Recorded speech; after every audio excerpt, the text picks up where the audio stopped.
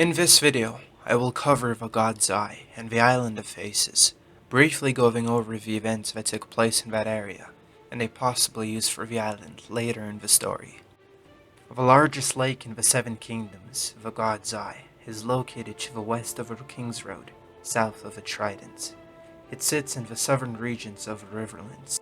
On its northern shore lies the largest castle in Westeroes, Harrenhal, along with the town named after it, Town. On its southern shore is another unnamed town of white houses and a lord's holdfast, which appears in A Clash of Kings. Fed by the Ripple Down Rill, among others, its warm waters are blue and green in color. A creature commonly found in the God's Eye is the Black Swan. Another holdfast mentioned to be near the God's Eye was Brywhite, a mostly farming area. The lake has a long history and is the location of countless events.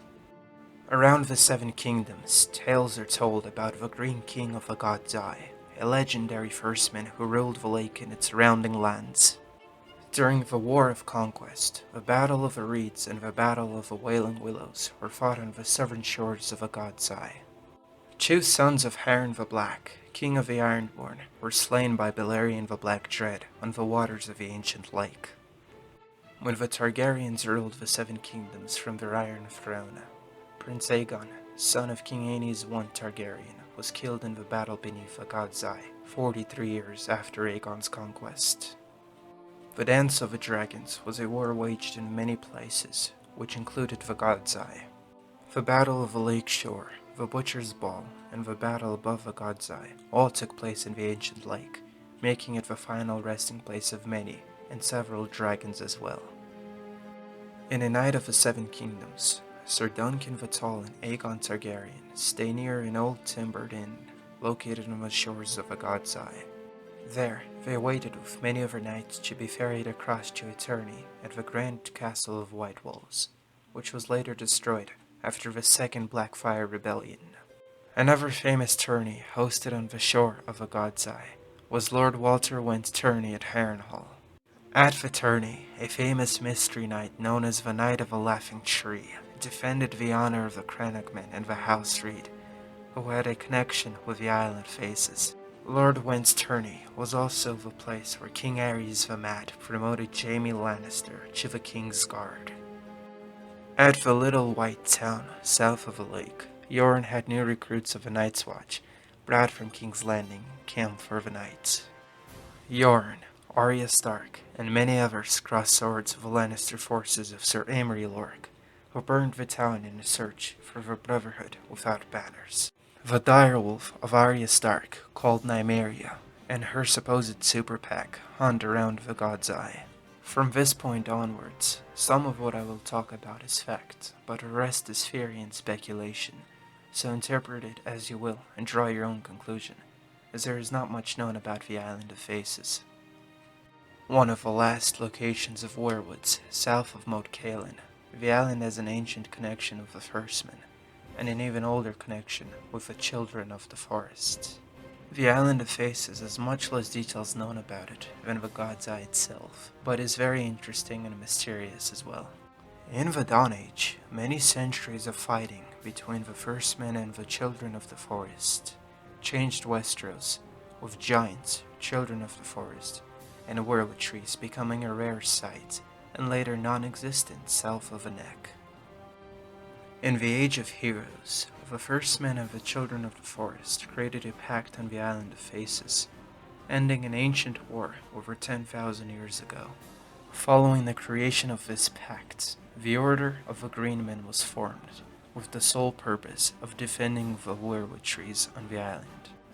This pact was the reason faces were carved onto every weirwood on the island, so that the old gods could witness what had happened.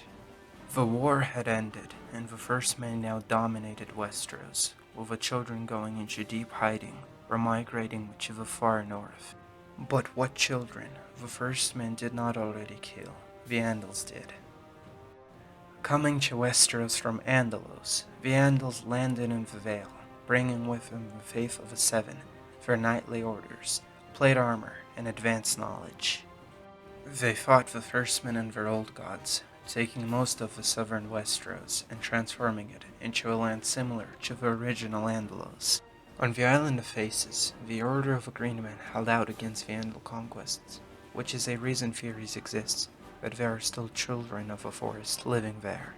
During the Dance of Dragons, a Targaryen civil war, Adam of House Valyrian sailed to the island and was said to have spoken with the Green Men. In a storm of swords, Mara Reed told Brandon Stark the story of Cranach men who traveled to the Island of Faces during the fall spring. Returning later, he took part in the tourney at Harrenhal, the same tourney where the Knight of the Laughing Tree defended the honor of the Cranach men.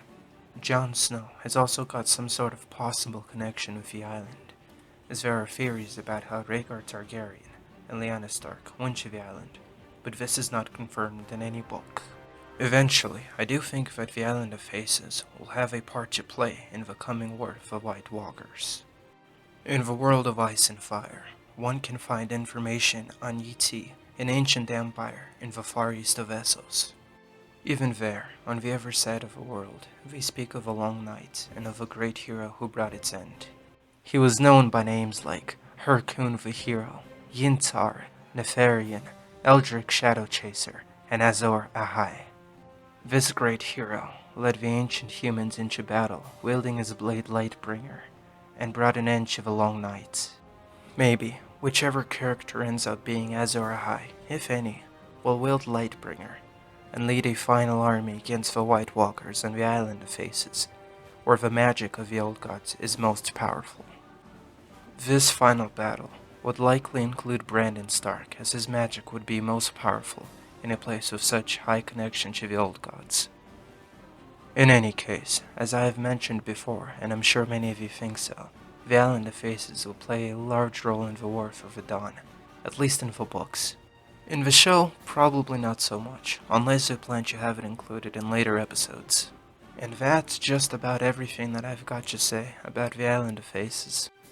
Thank you for watching, and I hope you now know more about the God's Eye and the Island of Faces, and maybe now you have more ideas about their future use in A Song of Ice and Fire. My next video will be about Bryn and Tully, the Blackfish. Make sure to subscribe to be notified of new videos when I upload them, and leave a like on this video if you enjoyed it. I've been Maester Atale. Until next time.